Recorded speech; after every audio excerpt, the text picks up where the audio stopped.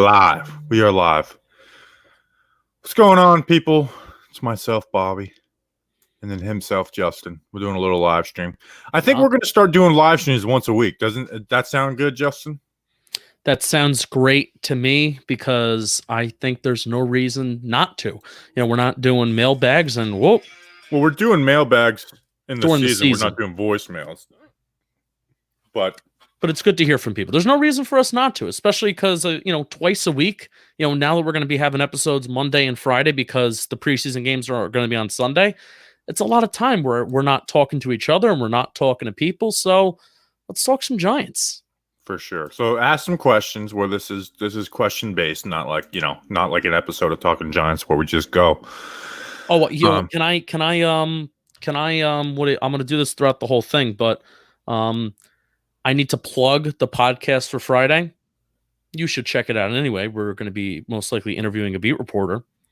So that's a reason to check it out. Dan Duggan. Okay, we'll just put it out there.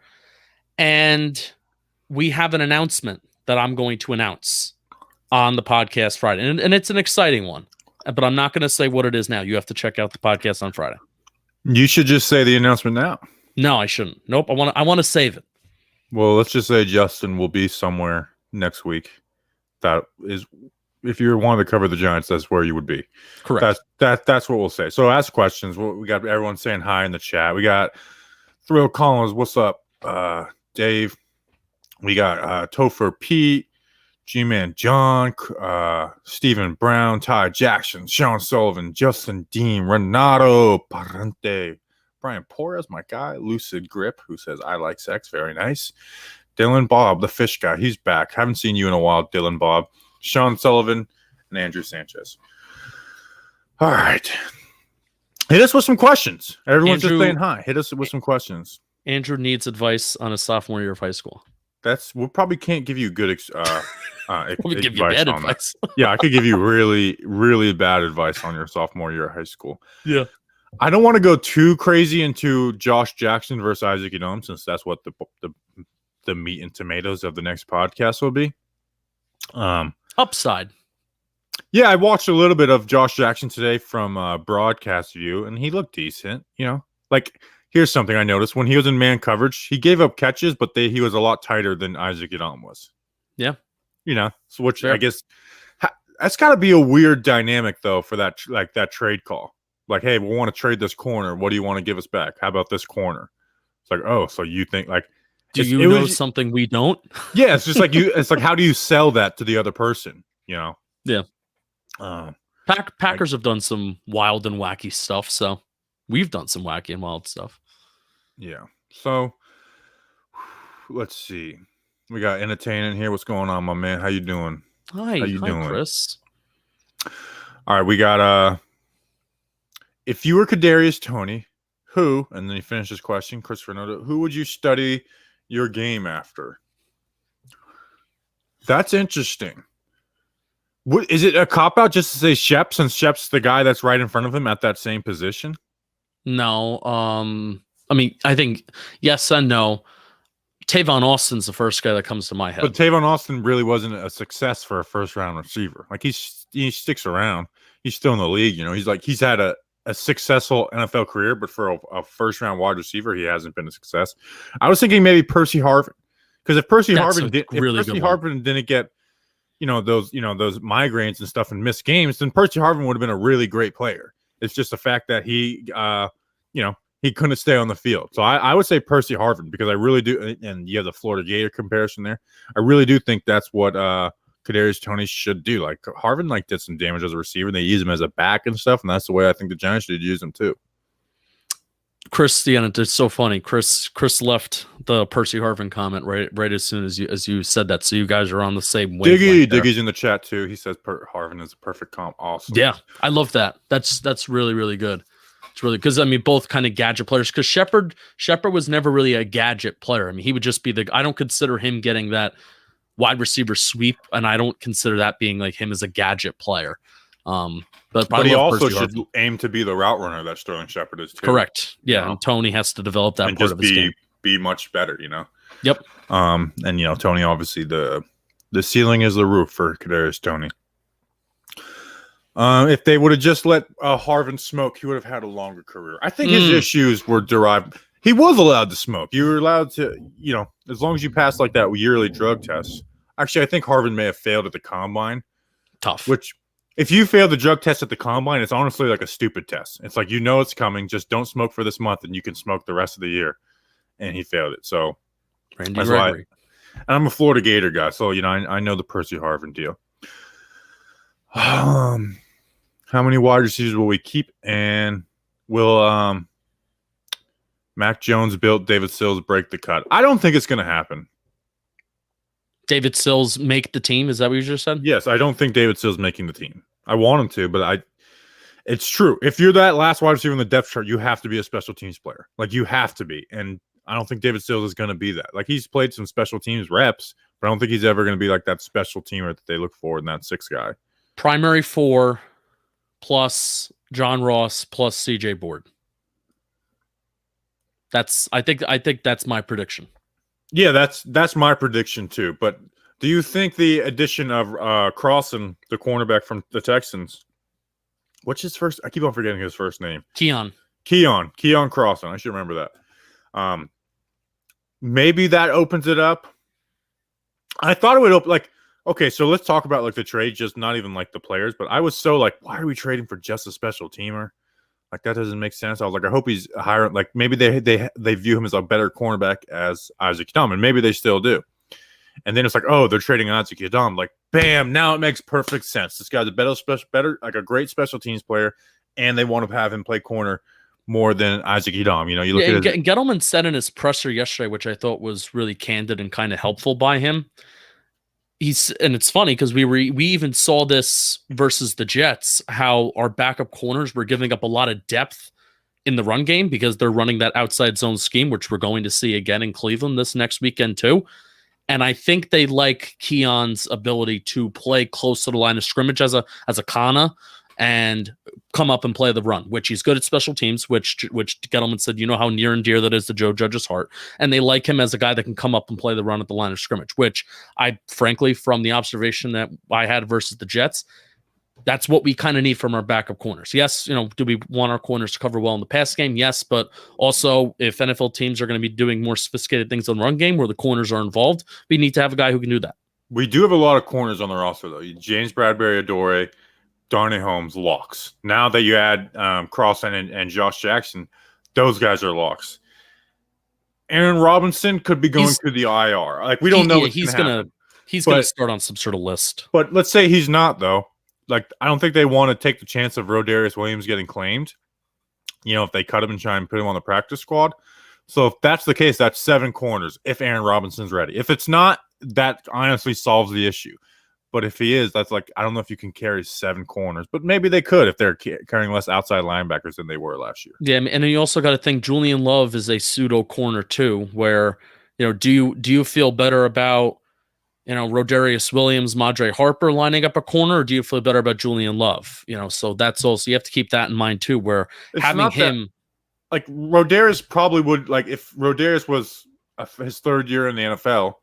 He would if he was playing it, he probably would get cut and try to be put on the practice squad. But he's a draft pick, and they don't want to let their draft picks go to waste and get claimed by another team.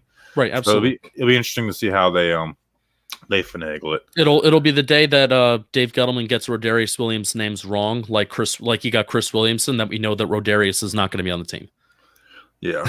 The difference is Rodarius is in a draft class of 6 players, not 10. Correct. And he was drafted a little higher. They like I like Rodarius too.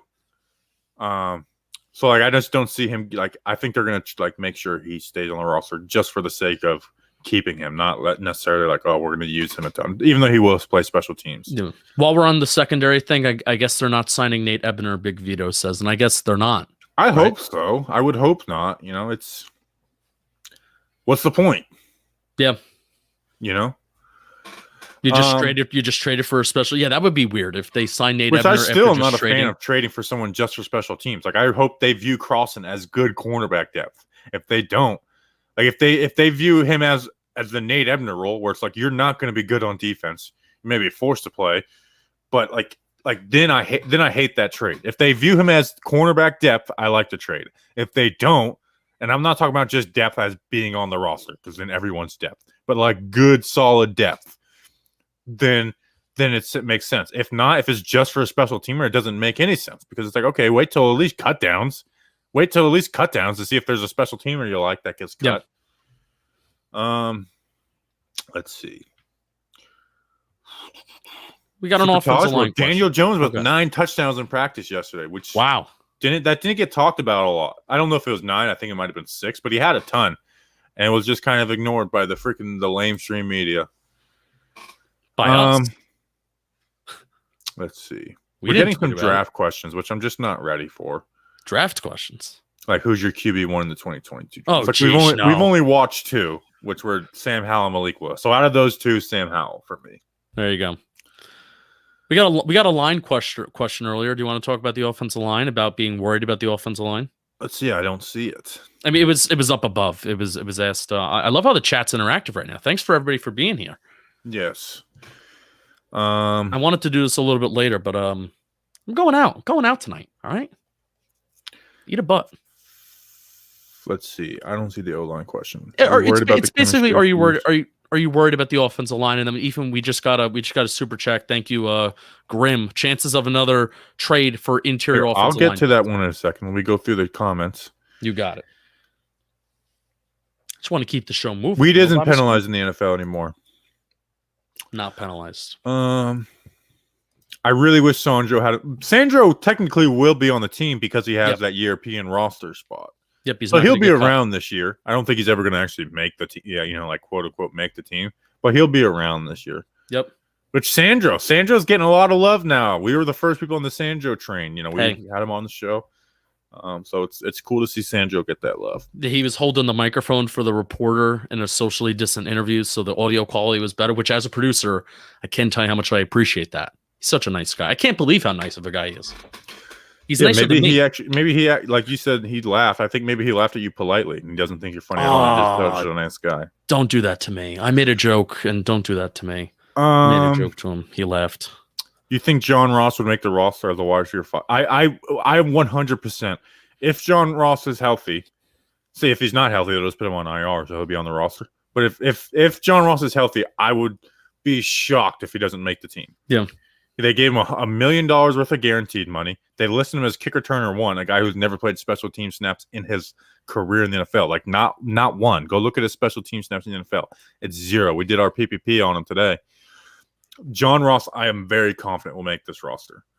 I agree. Sills, I'm not confident. Pettis, I'm not confident. Ross, I do think is going to make it.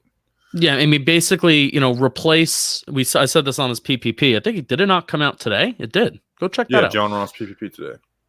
But what I said is think about the reps of where Austin Mack and CJ Board would be in last year, and it's like, all right, well, this guy could catch a ball here and there, but it's a boring player. Those are boring football players. And now replace that player with John Ross, where Bobby's point, you always have to account for John Ross when he's on the football field to take the top off. He's not going to be a guy that's going to catch 100 balls, get 1,000 yards. But when he's on the football field, you need to account for the fact that there could be a 40-yard play, big explosive play, and you have to account for that. Versus David Sills, you don't really need to account for him. He's a contested catch guy. CJ Board, you definitely don't. So, yeah, so let's get. I want to get to that super chat, and then let me go through it in a line, because if we don't go through stuff in order, like I'm going to get to that super chat, I promise. Okay, because we also got a good question about Art Stapleton's tweet today. Well, that's literally the one I'm pulling up. What did you think of? What did you think of Art's tweet about trading Slayton or Holmes for O-line help? I like the idea of it, but in reality, no one's trading a good offensive lineman for those 2 players. Nope. So no, because I'm not for a backup offensive line. Like I know that they do need to add some depth, but trading Slayton or Holmes for depth, absolutely not. If it was for a good offensive lineman, yeah, but that trade's not out there. Yeah, so you're gonna have to trade a pick. Yeah, I'm not adding depth. I'm not trading those guys for depth. Now I'm down if we get closer to the trade deadline, and I said this during when we made those trades in the first place during draft season. Thank you. when we made those trades during draft season, I said this anyway, not only can those 10 draft picks that we have next year be valuable next April, but they could be valuable if we're approaching the trade deadline. There's a bad team that has a good offensive lineman. And then if that's the difference between the Giants winning the NFC East and not winning the NFC East, trade for that guy. Like, why not? No doubt. Even if Matt Parrott's not good halfway through the season, it's like there's a tackle out there. Yeah. So yeah, like I would give up, unless the Bears pick was like slated to be like top 5. Like if you could get like a first round offensive line player for a trade, yeah, I would do it. I would use any of those picks. If you're adding, obviously I'm not gonna trade a second rounder for depth or a third or fourth rounder for depth. No, but I would trade those for starters and a 6th, 7th rounder for offensive line depth. Absolutely, in a heartbeat. Which I think might be something they explore, is doing that. Like they have 10 picks. They didn't use one from this year in the Crossen trade. So I think that is I do think that's something they may do. I think they're probably going to wait till cuts, but Kenny Wiggins can't be the first guard off the bench, basically, essentially. The only bad thing is that the Giants are kind of handcuffed right now, and this could help with a Peppers extension. It could help with an Engram extension. It could help. They can maybe do a number of things of extending some players.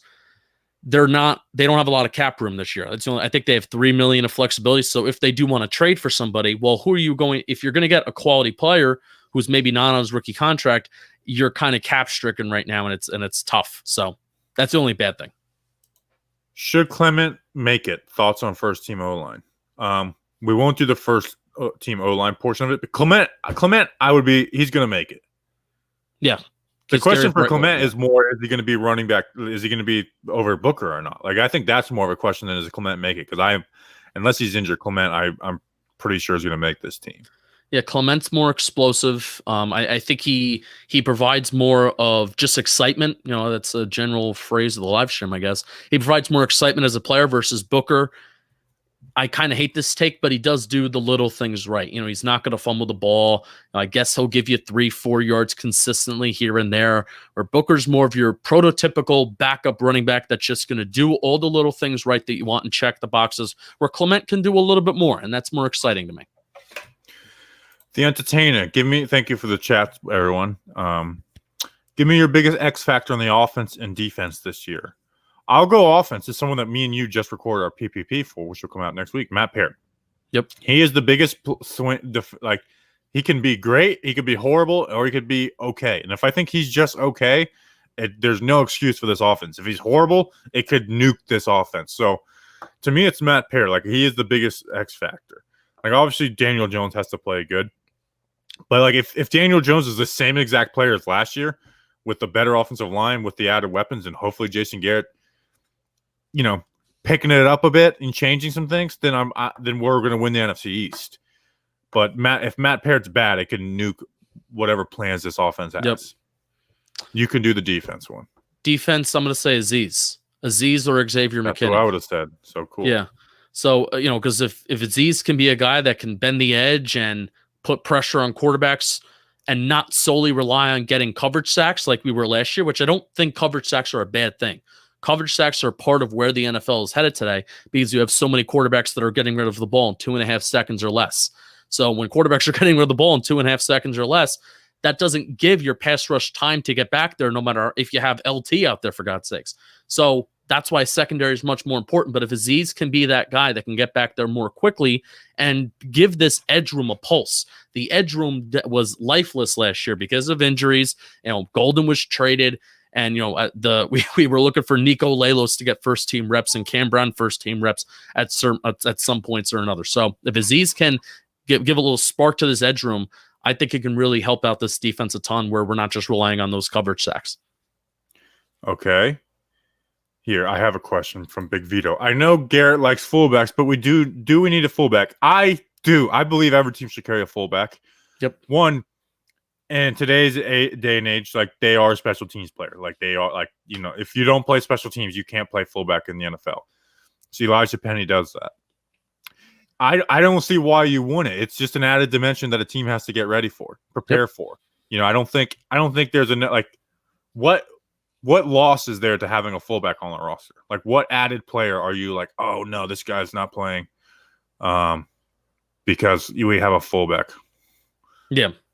I 100% agree, because I think the years in which we didn't have a fullback on the roster, which was at certain points Ben McAdoo and also early Pat Shurmur years, it killed us. Where if we're trying to have a rushing formation, even if you have 3 tight ends on the field and it's a 4th and 1, and everybody in the stadium knows that you're going to be running up the middle without having somebody that can pave a way or that can just be an extra body in there to get you 36 inches, it's tough. It's really tough. And I feel like not having, notice when you don't have a fullback on the roster more than when you notice here's how I'll say it. You notice a fullback more when he's not on your roster versus when he is on your roster. Yeah, so I'm a big proponent of having a fullback on the roster, even if you don't use him a ton. I agree. Are you seeing something right now? It's a very important. Is it newsworthy or is it personal? It's tax information. Oh boy, Bobby's the IRS is coming after Bobby. No, it's me and Bill trying to figure something out to get the money from the YouTube. Oh, that's important. That's important. Well, Grim just gave us another super chat. Thank you, Grim. Why is John Maris an out of touch jabroni? I don't know if we're going to talk about this on the pod. Where hold on, what did he say? John Mara is out of touch because of mostly his comment of taunting. Did you see Ron Rivera double down on it today? What did he say? He basically said like the exact same things about taunting. Yeah, I think there's a difference. I think there's a difference between like getting excited and just flat out taunting. But there's always been a taunting rule. That's my thing. It's like when people bring that up, like because I was like they need to change this penalty. Like, well, taunting. It's like, well, there's a rule against it, and it's like there's like when has there been a taunting call, like an actual taunting, where you were like that was over the line and they didn't call it? Yeah. I mean, the only exception I would say is this past Sunday where there was a preseason game where a running back got really excited that he carried like 5 guys for an additional 5 yards, and he got excited that he did like a first down thing, and then it was called for taunting. So if they're going to be doing that, then it's like, well, you're going to take the excitement out of the game. Yeah, that's the point I'm saying is that sucks. Yeah, but you know what I mean? I have a feeling that's not what John Mayer is talking about. John Mayer is not out of touch because of his opinions on taunting in the NFL. He's out of touch for like hiring Jason Garrett. So there you go. Okay. Let's see. More questions. I love that line. I should tweet out that line. That's a good line.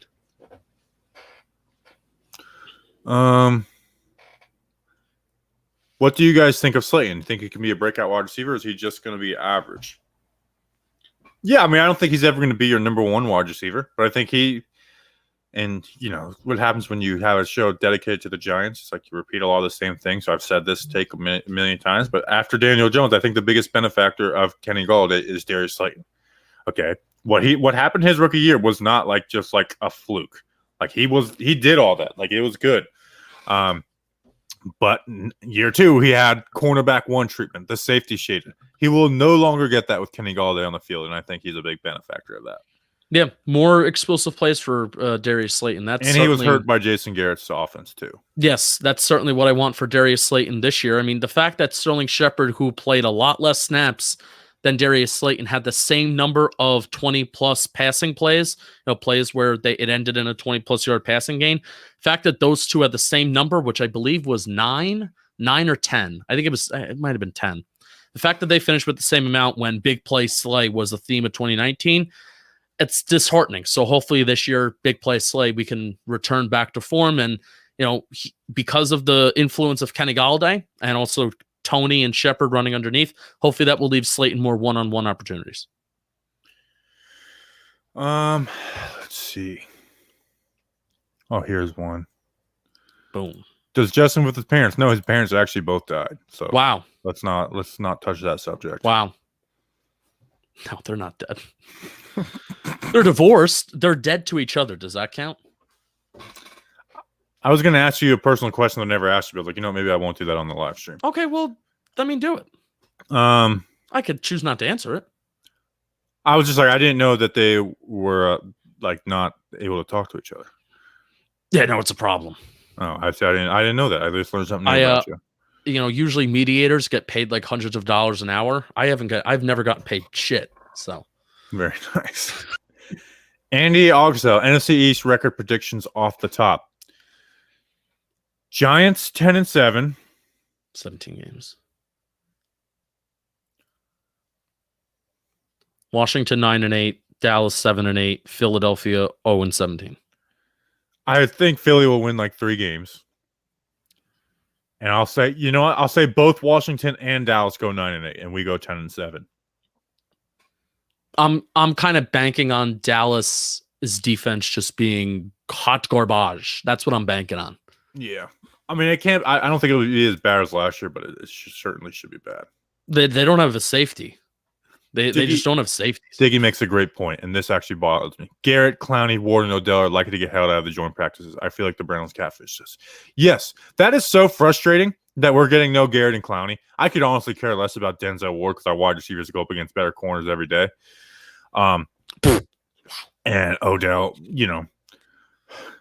is Sheldon Richardson still rocking and rolling? But he's like an interior defensive line. Yeah, he's not having Garrett and Clowney is like it actually makes a big difference for this Giants team. Like having Andrew Thomas going from bad edge competition in practice every day to Garrett and Clowney would have been great for him and Matt Parrott, and they don't get it at all. Like that actually bothers me that those guys like now Garrett is like actually like dealing with some type of hamstring stuff, but Clowney is just like rest. Like they're just not practicing him, which is weird. That's not going to be a good signing. I wouldn't be surprised because this is like a forward thinking NFL type of like thing where some teams that put a lot of resources into their edge room, it actually hurts their defense because then they're going to rely on those guys getting to the quarterback versus like investing more help within their secondary. So I'm interested to see how the Browns defense does this year and if they're kind of as good as they were last year. Now, Clowney's contract wasn't big, right?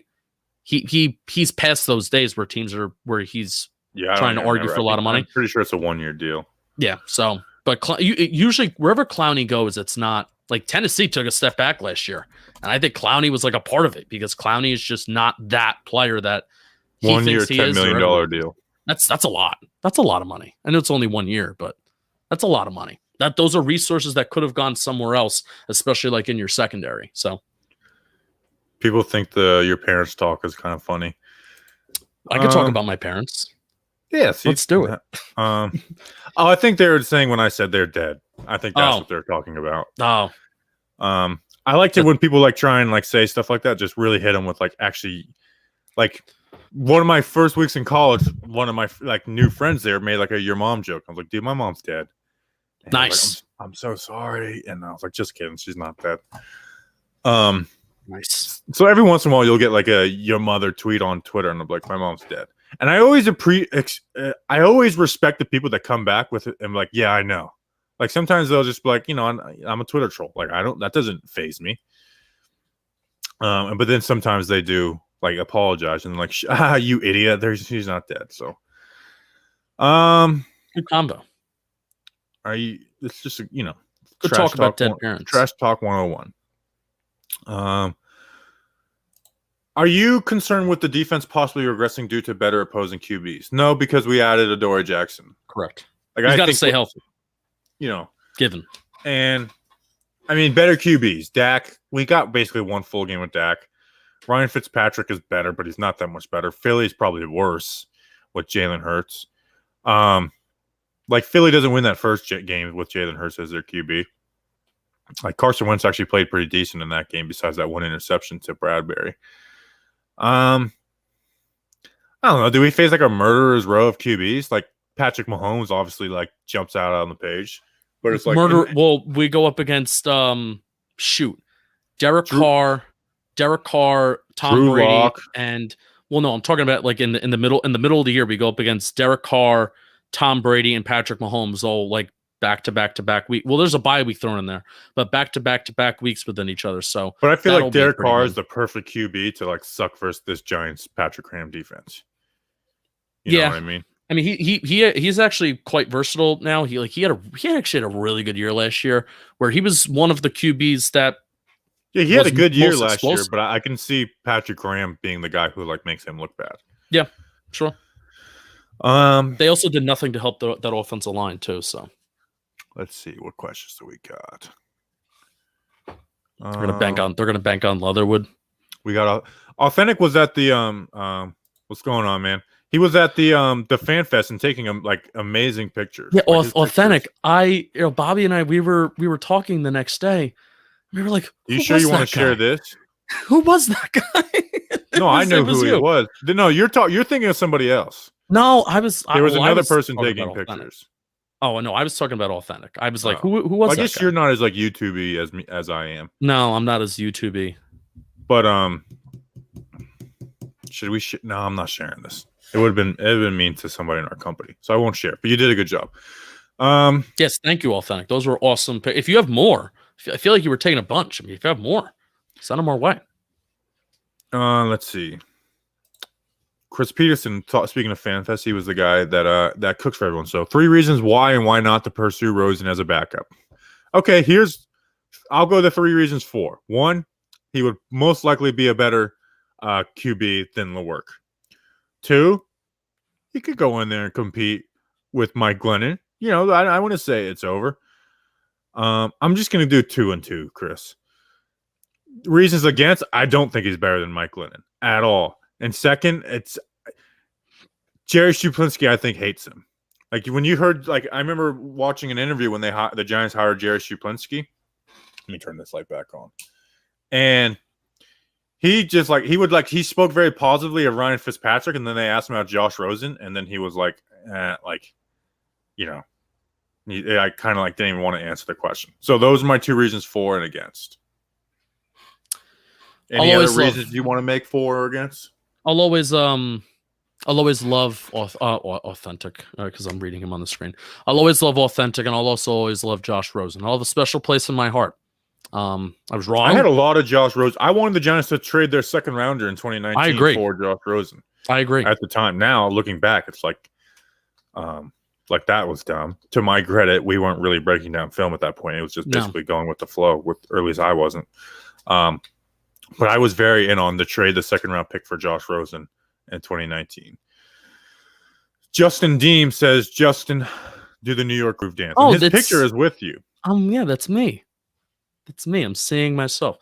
I'm usually like a very like. If you ever seen the movie Hitch with Will Smith and what's his face, Kevin James, he teaches you how to dance, which is just all like in here, like nothing too crazy. So I, just. From my seats when the Giants scored a touchdown, like in the 3rd quarter, back in the New York Groove. So there you go. That's the dance that he did. All-time Kevin James clip on my phone. And Justin Deem caught me in the act, dancing in MetLife Stadium, seeing it. Do you have your Kevin James? Why do I keep on calling him James? It's Kevin James. Where is it? Awkward silence. Where is it? If Saquon gets injured this year, is his time up in New York? That's a tough question. That's a tough question. I don't want to even think about that. We'll evaluate that if we get there. Hey, God bless our troops. God bless America. And gentlemen, start your engine. So that's the Kevin James clip I have. Just throw everything. Yes, Saquon plays week 1. Probably not going to get all the carries in the world, but he does play week 1. Yeah, Miz. Sorry, I know you wanted to go, but we understand. Miz, Bobby, question, real serious now. Like me, do you feel we better go get a vet O lineman like Ryder or someone who gets cut, or are you good with this current line? They have to add someone as depth. Kenny Wiggins cannot, like we saw it on Saturday, he cannot be the first guard off the bench. Like he's not an NFL player anymore. Like he's just not. Now maybe Ted Larson is that. He is on my like players to watch on Sunday. Which by the way, he just looks like an old man. Like even the way he dresses, he just looks like the oldest man, Ted Larson. So if Ted Larson looks good, then I'm fine with it. If not, then they have to add somebody. And even if Ted Larson looks fine, I would like them to add someone. But I don't think Austin Ryder's happening because I think Austin Ryder wants to be a starter and wants a decent sized contract. Like I don't think Austin Ryder is out there, has been offered the minimum and it's just not coming. I think he wants a decent sized contract and he's just not getting that. And the Giants don't have the cap space. They could if they wanted to, though. But I think they want to run with these guys as their starters. Dave Gettleman did say that there is going to be movement. He did say that yesterday, which, I mean, I said it on the pod, and they're working night and day, and they're probably getting on the phone, calling at other NFL teams, or doing their self-scouting. They're watching every single preseason game of around the NFL of which guys are going to get cut from teams and which guys would they likely target. That is what they're doing right now. It's what their pro personnel department is doing, and there is going to be movement post, I would say next week. Post next week of rosters get cut down by 10 or 15, and then that's before the big 50 down to 53 cut. So there's going to be a decent amount of movement. Someone said I should listen to Revolution. I actually do listen to Revolution. How about that? Is Chad Slade better at tackle or guard? Or is he all around mediocre? He's probably better at guard just because the guard's an easier spot. But I would rather have Chad Slade over Kenny Wiggins, which isn't like a pro Chad Slade take. It's just an anti Kenny Wiggins take. Kenny Wiggins, but right now he has to play tackle because in that preseason game, Solder didn't play. No. And then the other tackles were Jackson Barton, and that's it. It was Jackson Barton and Chad Slade were the only other people who could play tackle on the roster. And Jake Burton, who was at guard, who played a little tackle in college, is horrible. Which we said in our UDFA episode, and we tried to look for positives in these guys. We're like, Jake Burton is horrible, and he was horrible. Yeah. If the Giants weren't so thin at O-line, he would have been one of the 5 cuts. I really hope Nate Solder plays. That's not a hot take. It's a given. Yeah, let's see what he looks like, I get that he's been in the league a long time, but let's see what he looks like, Get some right tackle reps. Yeah, got to see it.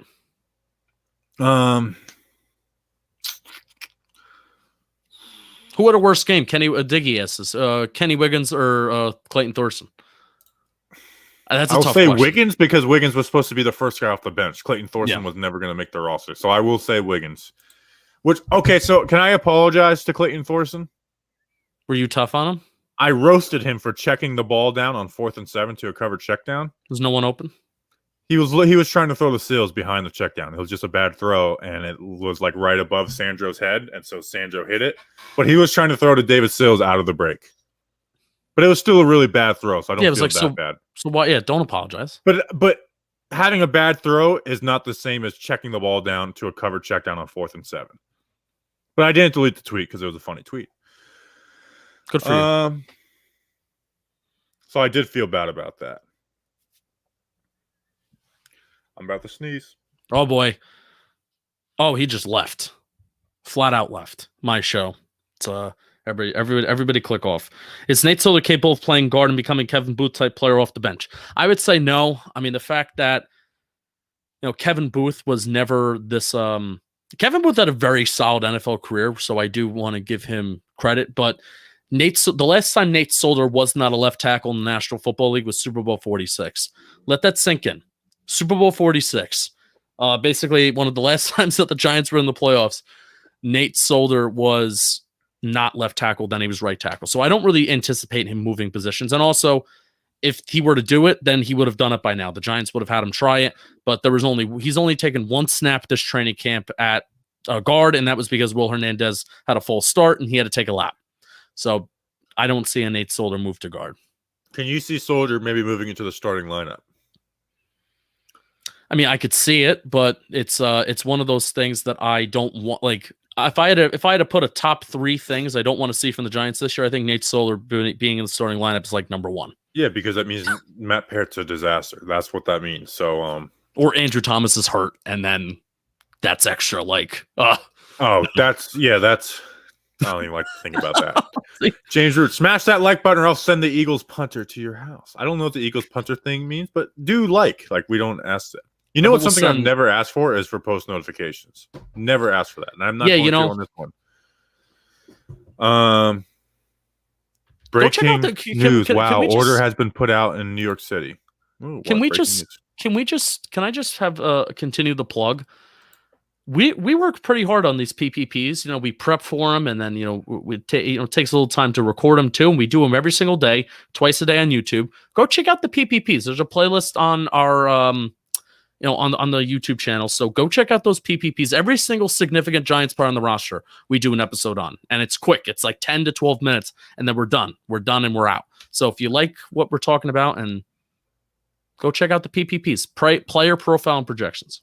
What is this? What is this breaking news? Is this like New York City something? I don't know. I'm not looking though. Because I live in Florida, so I don't care. Who cares? And it's probably something political, so it's like we're not going to talk. We're not going to hit on that. And if we do, we'll make jokes, and then people will be mad that we're making jokes. But Bobby Skinner, Justin Penik, 2020, moving America downfield. Do you think so? I'll be 32 years old in the next presidential election. Do you think it'll still be like? You think I'll be immature enough to do that again? I think we're always going to be too immature. Oh, you're saying, are we going to still be that immature to do it again? Yes, absolutely.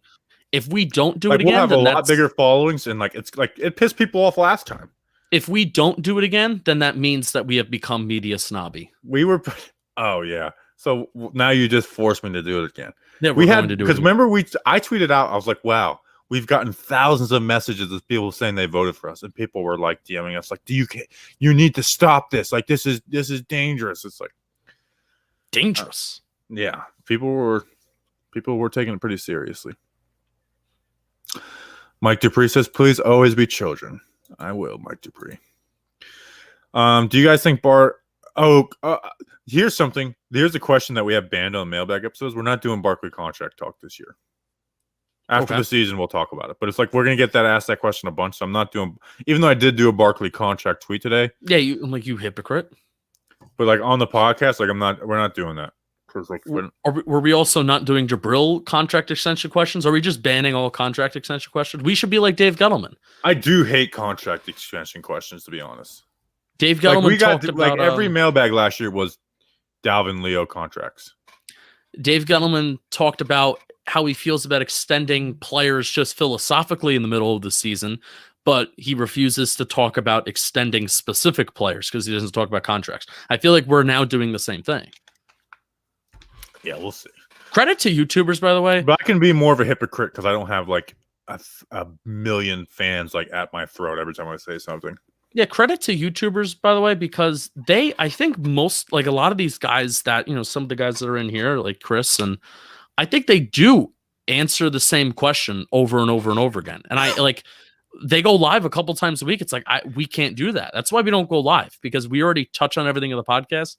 And it's like, all right, now we're just repeating ourselves. This is just becoming another podcast. But we like interacting. Austin Ionetta, since you guys are a special teams podcast, are you hoping Santoso makes the practice squad? Also Tinker or Crider? Which is very funny that we talk about special teams one time and Joe Judge trades for a special teams player. It's like, you're really testing my patience, Coach Judge. Never talking about Cam Brown on special teams ever again. Ryan Santoso looks like we should try and trade Ryan Santoso. Who the hell get a is seventh that? rounder for Ryan? He's the backup kicker. How do you not know who he is? I don't pay attention to special teams. Apparently he's looked good. Tinker or Crider? Crider's the Pro Bowl guy. He's been here forever. Not been here forever, but he's been a long snapper in the NFL starting forever. So I'm going Casey Crider. Tinker's a fun name. Carson Tinker. I think he was Carson Tinker was the guy who came in when we put Zach Dialsi on IR. Tinker. I did like the idea of having Zach Dialsi for that long. Like I think if you get a long snapper, you should keep him forever. Like I want Casey Crider on the Giants forever. Forever. Even though you go back and look at like some big Giants moments, it's like, oh, bad snap by Zach Dialsi. Yeah, I know, 2011, and that's like the big point on Bleeding Blue that we had when we broke down that NFC Championship game from 2011. That was such a shitty snap by Zach Diassi, and Steve Weatherford saved that. So there you go, little tidbit. All right, we'll go a couple more minutes. I gotta get ready. Going out. Friend's birthday tonight. Let's see. I'm going to MJ's. Bobby, I'm going to that same place that he turned on Lewis because he called out his teammates. Who are we talking about? I don't know. I want to know who he's talking about with Lewis. There might be a separate conversation happening in the chat, which I'm always okay with. But I don't know who they're talking about. I don't know. Trevor Thornberry says, "Why don't y'all take them shirts off?" It's on. I actually like my shirt. I just bought it.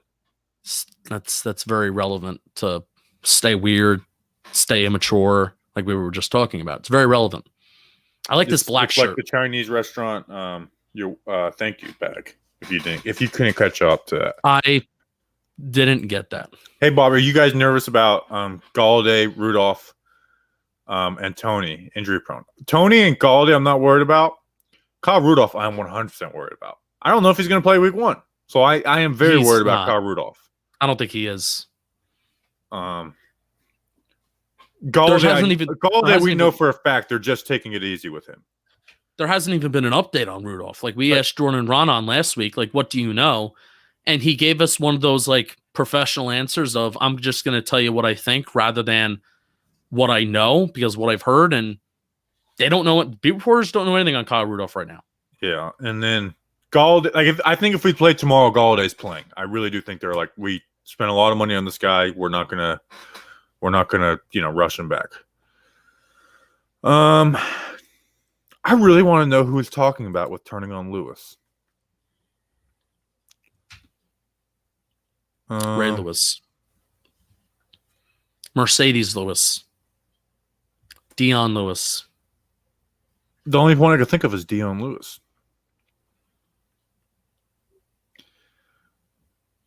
What do you guys have planned for the season as far as videos? And so the podcasts are 3 times a week. Yep. Monday, Wednesday, Friday. Monday is game recap. Wednesday is the mailbag. Friday is a game preview. 8 a.m. The O-line reports come out on Tuesday at 11 a.m. So last year I did all 22 streams. This year I'm going to be just doing a film review. So it'll be probably a 20 to 30 minute video where I break down 10 to 15 plays in a game. And some of it will be scheme and some will be like player, less O-line because I'll have the O-line report out. So there's that.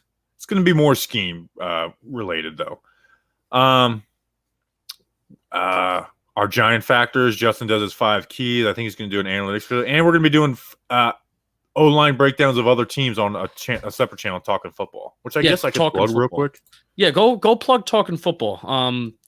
I have some preseason stuff planned for some stuff with Talking Football. That's going to be big for us. When we start posting on Talking Football, I would really appreciate everybody kind of coming along and following everything on there. We're not going to be starting a podcast on there right away. We're going to try to build up the YouTube channel this year. That's the plan. Yeah, so Bobby has a lot of the film stuff that he does. I will be doing my 5 keys video that I'll be releasing on Saturdays. I have to see if there was a set time that I did that last year. Because those 5 keys videos, I think, worked, especially as we were started to win a little bit. So I enjoyed that. And then I may vlog home games. May is the key word. There is no man on the street type of Giants videos out there. So I would love to vlog the home games that I'm at. And then I would like to, Bobby does his online report. I would like to do a stats report every week. So there's a lot of videos. There's not just the podcast. There's a ton of supplemental videos that'll be coming out as well. What is up with Aaron Hernandez? Is he legit? Steven Toronto was talking about Alex He's Lewis. Dead. Alex Lewis, who was the Jets offensive lineman that retired today. That's who Steven Toronto and also shout out Steven Toronto, reporter from CBS Sports. Aaron Hernandez is dead, dude. Dead to me. No, he's dead to everyone. Oh, there you go. Did you watch the Aaron Hernandez Netflix documentary? I did. Yeah. What a horrible documentary. One, they lied about a lot of stuff. And they're like, yes, was he a murderer? Yeah, but he was gay. It's like, well, that doesn't make it okay. Hiding that doesn't make it okay to kill people. All right, that's probably a good note to end on. Yeah, I'd say. Someone asked me about Cale Garrett. Where is it? I just get stoned and watch the O-line reports. Were you bummed they cut Cale? That's funny. Were you bummed they cut Cale Garrett? No, I wasn't. My Cale Garrett stuff was just more, it was kind of anti-Devontae Downs. And then it was like, who could be the sleeper to make the roster? And Cale Garrett was like that guy. Once Carter Coughlin was playing inside linebacker, I was like, okay, goodbye, Cale Garrett. I don't care about you anymore. Sayonara. My Cale Garrett stuff was just anti-Devontae Downs. I was bummed they moved on from RJ McIntosh, even though I knew it was probably happening. All right. We'll see you guys later. Once a week, we're going to be doing streams from now on for the rest of the season. So Will they be on Wednesdays? I think Wednesday's a good day for them. Wednesday's a good day. Yeah. All right. Yeah, they will be on Wednesdays, actually. All right, we appreciate you guys. See you next time. Until then, let's go Big Blue.